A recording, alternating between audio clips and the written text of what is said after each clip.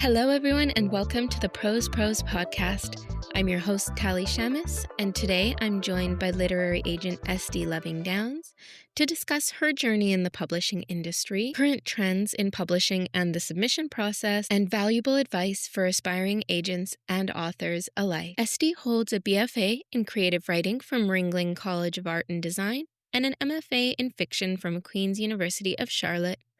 Aside from serving as creative writing adjunct faculty at her alma mater, she interned at Jean V. Nagar Literary Agency, Tobias Literary Agency, and Art House Literary Agency before becoming an associate literary agent at Art House in 2023 until that agency's close in 2025 when she joined Howland Literary Agency.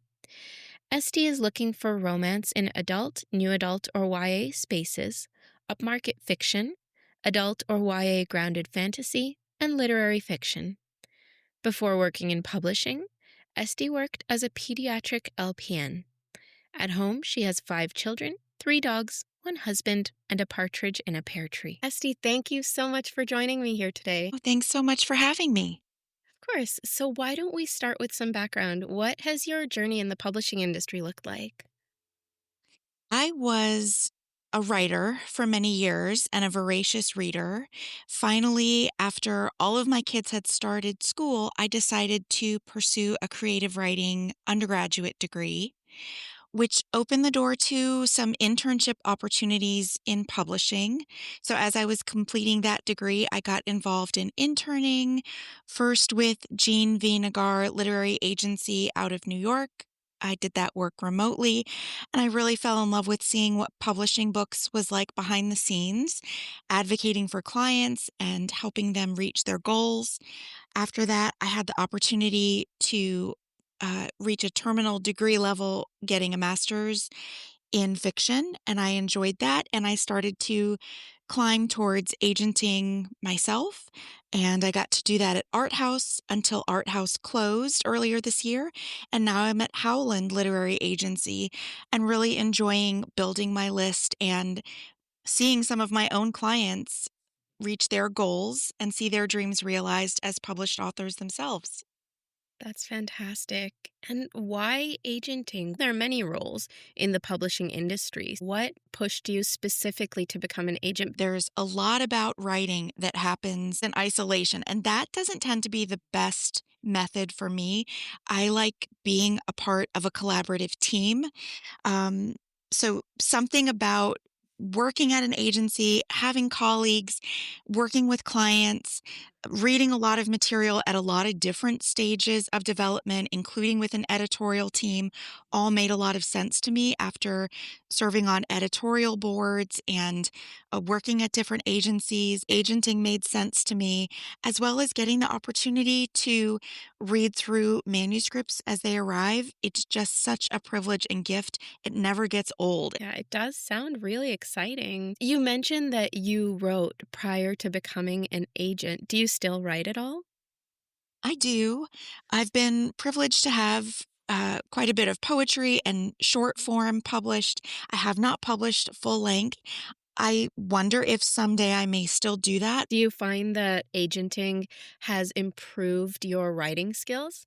I think that it's incumbent upon every writer to be reading. I think that writers and readers are the same people. So I always think that absorbing as much literature as possible across genre lines is going to inform the best prose from anyone. So undoubtedly, that cycle of taking in and forming and crafting and sending out work, absolutely, those things work in relationship to one another.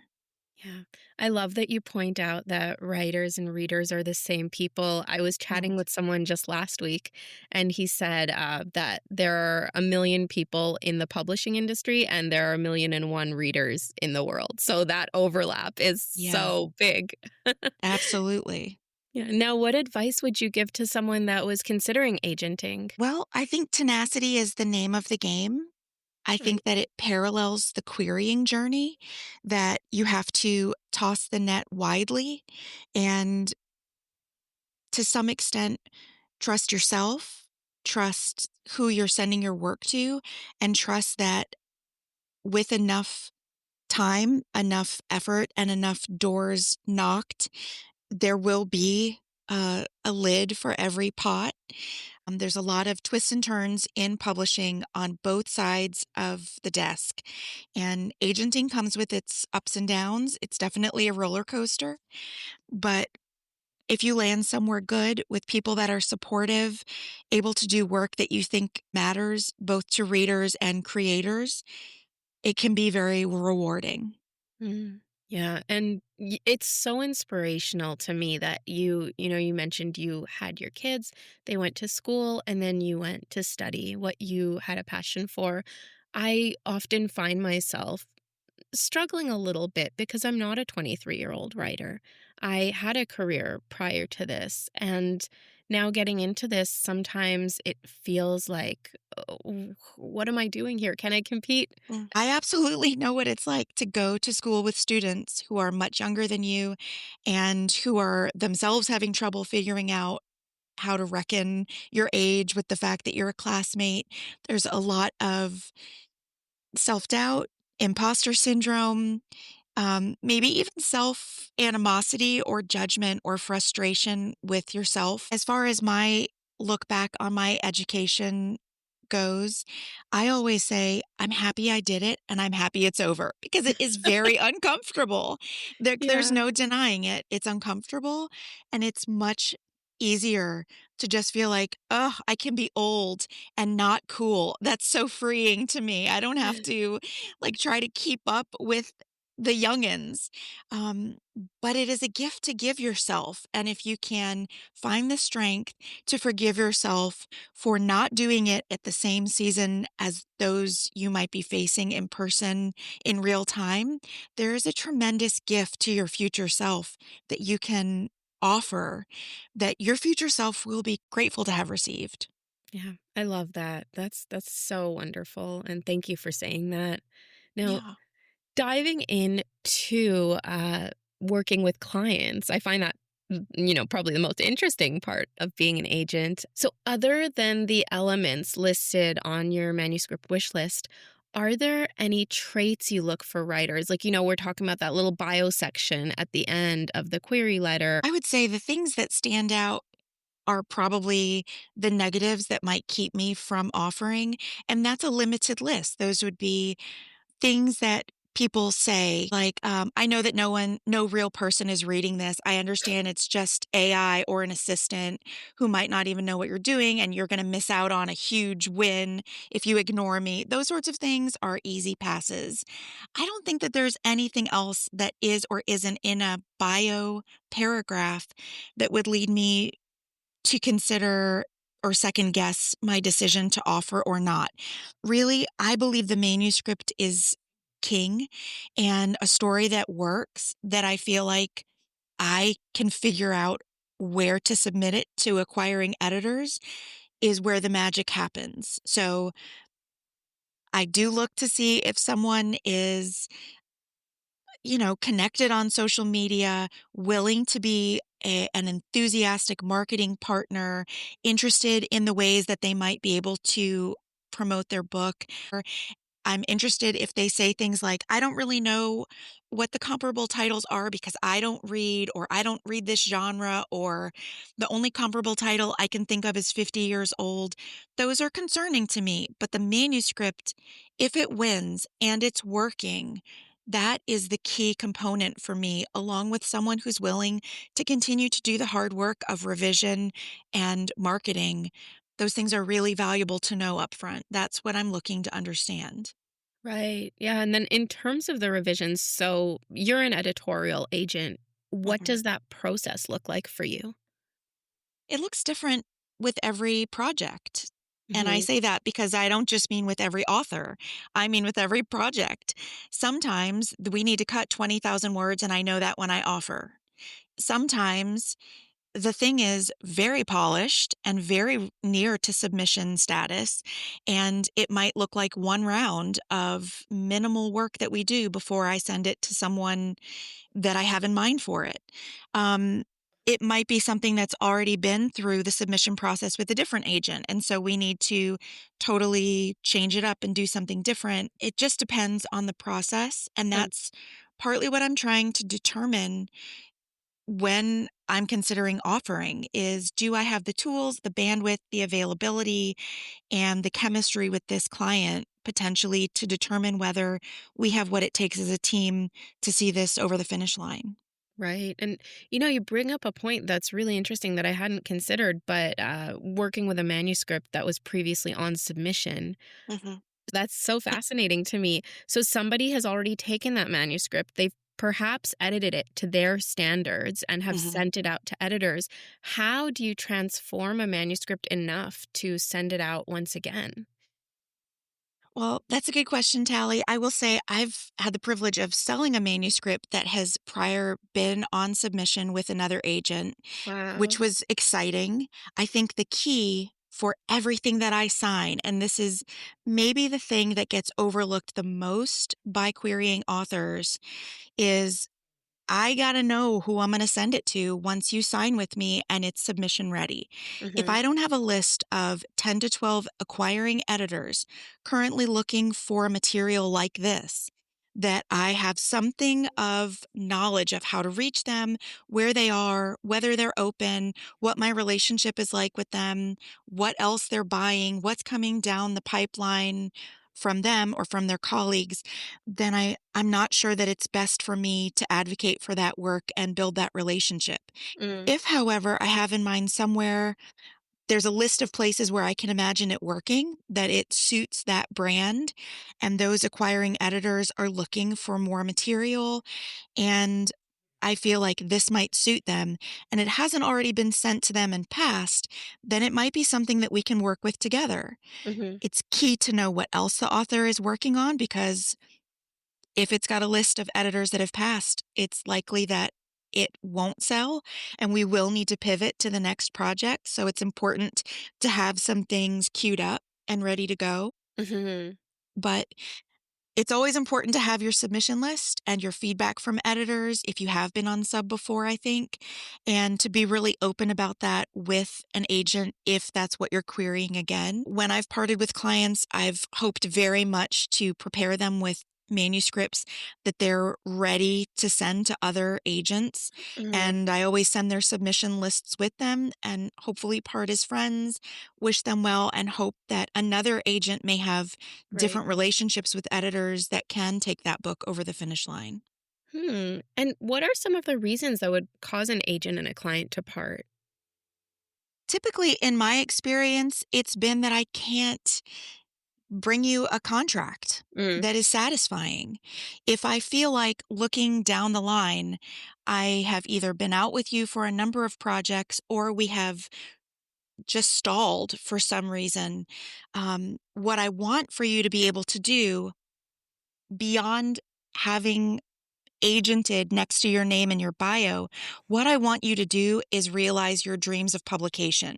And Mm. if there comes a point where I'm not convinced that I'm going to be the right agent to help you cross that finish line, it's really my responsibility to determine, maybe independently or maybe in collaboration with my client, whether they might be better served through a better or stronger professional relationship. So Right. it's painful when that happens, but every time I receive a contract from a publishing house for a client, I am reminded, if I cannot accomplish this for X, Y, or Z client, I might need to step away and free them to find an agent who is able to accomplish this for them. That might be the greatest kindness that I can offer. Wow. Taking a step back, how do you build connections with editors? Sometimes it's an editor that has worked on a book previously with a client that I sign, and that's a nice entry point to working on a project together. Sometimes it's emails that I send out to editors through the daily publisher's lunch email blast that I congratulate on a sale and ask if they want to set up a Zoom meeting and chat and tell me about what else they're looking to acquire. Sometimes it looks like breaking bread at lunch at a conference with an editor that I'm excited to chat with, that I've noticed sort of around the industry virtually. And we get to sit down and talk about where there might be overlap in our manuscript wish lists or client lists. It happens a variety of ways. It's always fun. It feels much like building rapport with other colleagues. It happens virtually in on a lot of different platforms and in a lot of different ways. Sometimes I send out manuscripts to people that I haven't connected with before, and those can still be advantageous to all parties. But I like to try to FaceTime with people one-on-one just to look each other in the eye and build rapport. That's always a benefit, especially when you're not necessarily in New York City. It's wonderful to have that option. Absolutely. Yeah, and you mentioned conferences. So that's something that I've always found very interesting. In my past life in corporate, I loved attending whatever conferences I could. Are there any you would recommend to either writers or agents? Yeah, I've done a couple regional. For instance, I last year had the privilege of going up to the Atlanta Writers Conference. That was fantastic. There were a bunch of us agents and editors who were there in person. We were there for an entire weekend. They have a very active writerly community, and it was great to have meals together and do breakout sessions and do panels. There were just a wealth of opportunities, and because it's such a large metropolitan area, tons of talented writers. I've also done them virtually through a number of different organizations, including writing day workshops, which I have found work beautifully both in person and virtually over Zoom. They have a great organization that runs a really tight ship, and they're a pleasure to work with as well. Right. That's fantastic. And what have you noticed in terms of trends for what editors are looking for? What's the buzz nowadays? Hmm. That's a tricky one, because it varies among genre. A lot of people have varying opinions on subgenres like romantasy, whether that's hot, whether it isn't. I think big picture, the way that I think about publishing is I tend to think of publishing houses like banks, and they are investing capital in authors. In those publishing houses, there are imprints and presses, and those are like the smaller branches of the banks, and they each have a brand. So just the way that you wouldn't think that a really big bank in the US, like Bank of America, is very similar to something like maybe Synovus Bank, which is really small in the Southeast and has much fewer branches.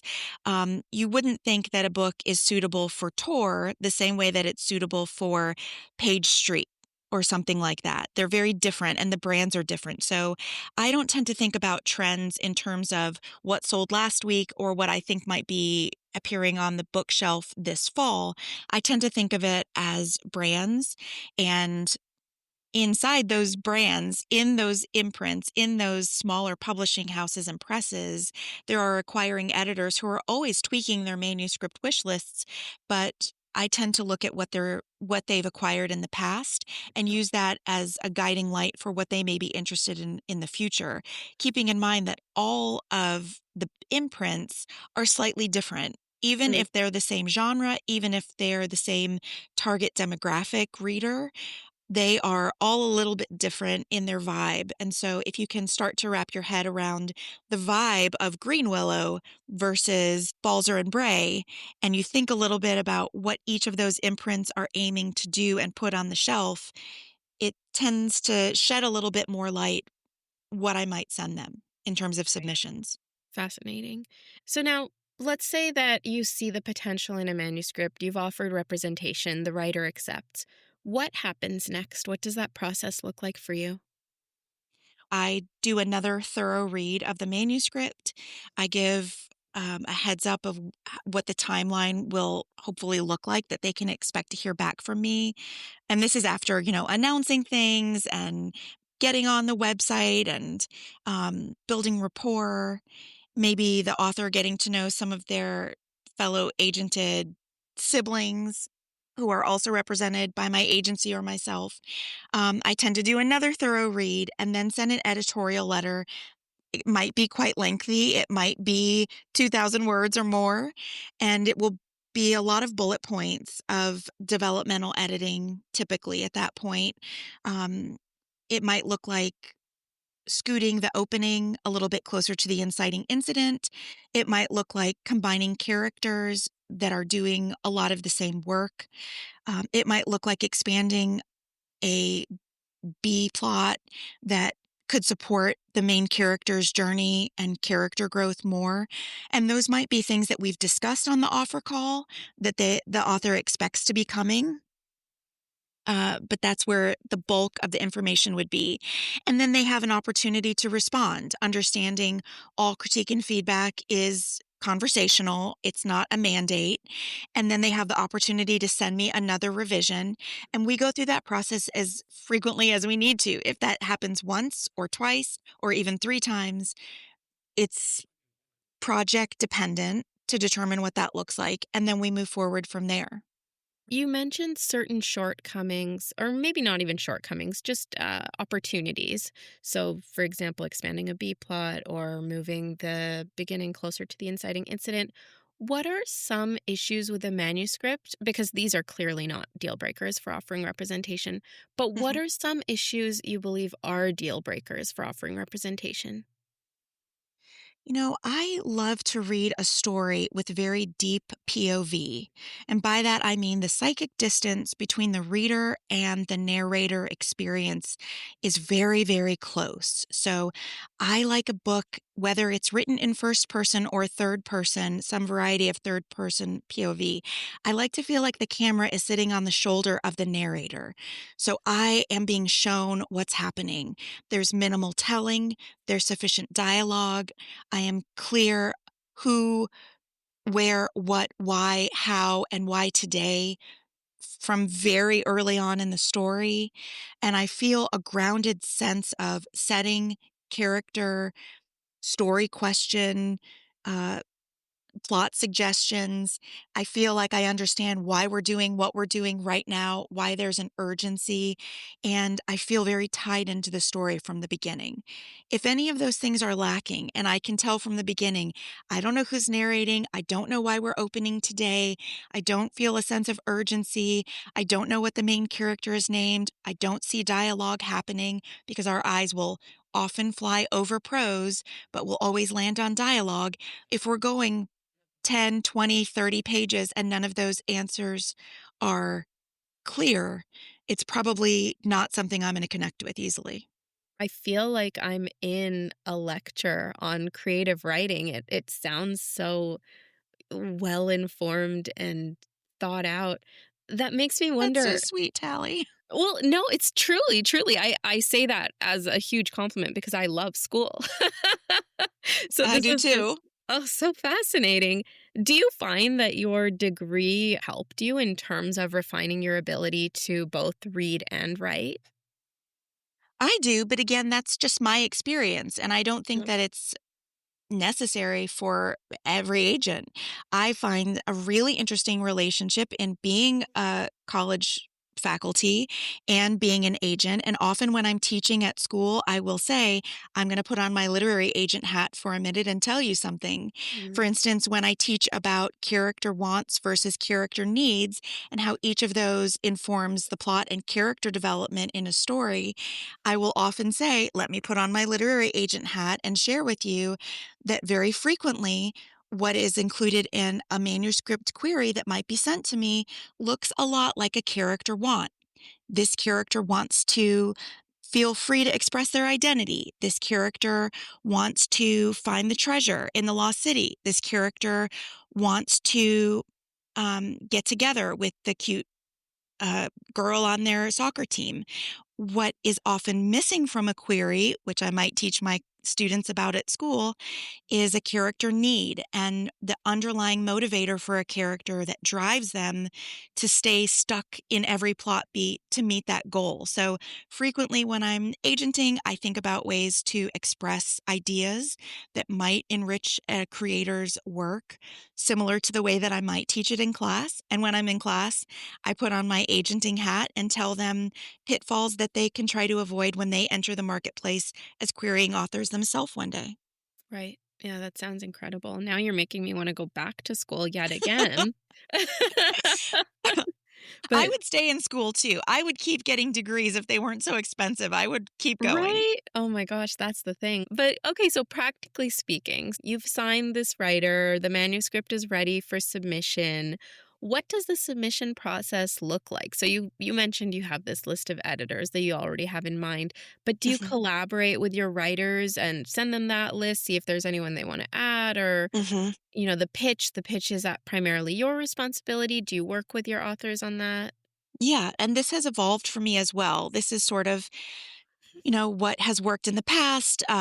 This is all trial and error based, but at this point, my process looks very collaborative. I definitely want to know if there are editors you've connected with who've liked to pitch on a Twitter event, if there's someone that you met at a conference, if there's an editor that is your dream editor who has acquired the manuscript by the authors that your work is most informed by. I love to know those things. Some authors are very informed on imprints and presses that they want to aim for, and some of them maybe not so much so, and they're really trusting me to have an idea of where their work might be best suited. We definitely are going to pass back and forth, just like we would a manuscript in a Word doc with track changes. We're going to pass back and forth the pitch, their bio, and the entire manuscript, all the way line edited to the very nth. And every T is crossed and every I is dotted on the manuscript, the pitch, and the bio. I'm also going to have a submission list. Some clients love to see it ahead of time, some clients don't. Some clients want to hit all the big fives and not do anything else. Some of them want to throw the net widely. And there's ways that we talk about different strategies for each of those processes. Um, on the day of submission, my client knows what day it's going to be sent out. I typically tend to aim for midweek when people are the most likely to be in office Sure. and in their inboxes. And I send a Google Doc full of all the updated information about where it's heading. I send that to my client. They have access to that at all times. So, in real time, when I get feedback, whether it's receipt from an editor, or it's a pass, or it's an interest in setting up a call or sending an offer, all of that is reflected on this shared Google Drive document that they always have access to. And if at any point our relationship ends professionally, they can take that with them. So anyone they work with in the future has access to that too. Right. Okay. And I have to say, it's so funny that you mentioned sending out submissions midweek. That's actually something that I used to do as well when I worked in law. Yeah. Tuesdays at 10 o'clock. That was Yep. the time when I sent out all my Yeah. I tend to schedule mine ahead of time so they're Yep. ready right then, whether I am or not. Exactly. Yeah. Do you find that there's a trend for when they reply, or is that just, they're sending it No. whenever they can? No, there doesn't tend to be. And there's no rhyme or reason. I'm just as likely to have an offer on a manuscript 10 months and 11 days later out of the blue from someone who never sent receipt as I am to hear from someone 6 days out after submission that's excited about it right off the bat. Wow. Similarly, I could get a pass on something that we published 6 months ago from an editor who's just now worked down to that point in their queue. There's never any knowing how it's going to go. Wow. Do you tend to hear back from most editors, or are you finding I've read some posts on Substack about reply rates, and I'm just wondering. I think it depends. I wish that I could find a rhyme or a reason. I'm not sure that I can. I think life is hard. We need about 1 million more acquiring editors in publishing right now. And everybody's doing their best work as quickly as they can. I don't think when you're consuming as much text and have as many meetings to attend as I know editors have on their calendar, I don't know that there's a way to get things done more quickly. So Mm, I just try to take it as it comes and be thankful when we can make a connection right. and circle back hopefully on the next project if this one didn't ever get to the top of their inbox. Right. Yeah. And in terms of being inundated, I mean, the same goes for agents. One agent that I follow on Twitter posted that she had, I believe, 21 notifications of offer at once. They do tend to come in batches for sure. Um, and it's hard to feel like someone is, the prettiest girl at the dance right now when everybody's reading and offering on their work. Yeah. But I tend to just keep my head down and try to read as consistently and respectfully as I can and consider everyone's work. Mm, I tend to be the agent who thinks if you've got a lot of good offers and other people are connecting to that extent, I'm not going to enter that beauty pageant. I'm probably going to do my best work by coming behind and finding the jewels that someone dropped along the way instead and try to scoop something up while nobody's looking. that's fascinating. I'm wondering in terms of the submission process. So let's say you submit to a round of editors and a certain number of months have gone by and you haven't heard back. You haven't received an offer. So do you do batches? Will you apply to a second round? And when do you decide to apply to second round? What's the size of the rounds that you're doing? Yeah, I think every agent has a different strategy for this, and I use a number of strategies. I don't ever let anything linger for months at a time after sending it out without following up. So I tend to be in consistent communication, and if we reach a point a certain number of weeks in when I just have not been able to connect with the editor at all. I tend to let them know that I'm going to send it to a colleague, give them a window of time in which to respond before I do that. And then if I'm not able to hear back from them, I assume that they are diligently working on too many other things and I go ahead and withdraw it. I don't like to leave anything out there in the cold for too long. And there does come a time when something is no longer really viable in the submission pipeline. It's hard to know when that is, but that's why as soon as we go on submission, I try to keep after my clients to be thinking about outlining and drafting what comes next. Right. Now, in terms of whether authors should publicize that they're on submission, I've heard some mixed feedback. So I've heard some agents say it's good to take part in pitch events to generate buzz, say you're on submission so that editors can indicate that they'd like to receive it. But some agents actually advise their clients not to publicize being on submission for various reasons. So what are your thoughts on that? I'm pretty ambivalent about it.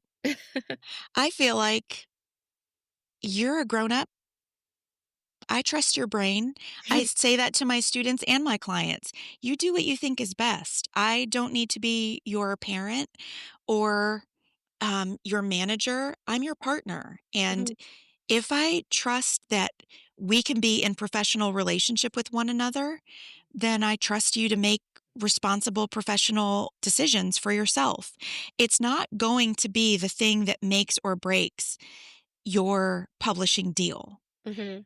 If it is, and you're saying heinous things on the internet and being a bigot or a hateful individual, those are things that we're definitely going to uh, talk about and potentially part ways over.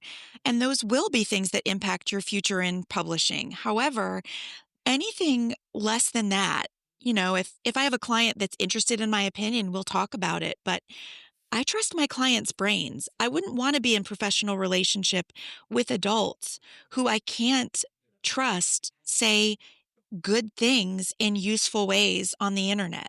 Right. So, uh, you know, you do you. That's That's where I'm coming from. Yeah, that's great. Now, last thing I wanted to talk about, how is this season shaping up in publishing? Are you Right. noticing anything interesting, any trends? It's a good question. I At this point, sort of have my head down, plowing toward the end of the year. I Yep. just closed 2 submissions. I just had a client sign a great deal. Wow. I'm focused on my submissions. I am trying to stay abreast of what's happening always, but it's like being on a speeding train. So you just take a seat, you strap in, you keep your people close by, and you hang on for dear life. That's such a great analogy. And thank you so much. Congratulations, by the way, on that deal. Thanks. I'm excited for my client. Yeah, that's wonderful. Thank you, Thank Esty. you. This has been incredible. Thanks, Tally. I appreciate you. Thanks for the work you're doing. And thank you all for listening to another episode of the Prose podcast. Remember to tune in every Tuesday for a new episode, and we'll see you next week.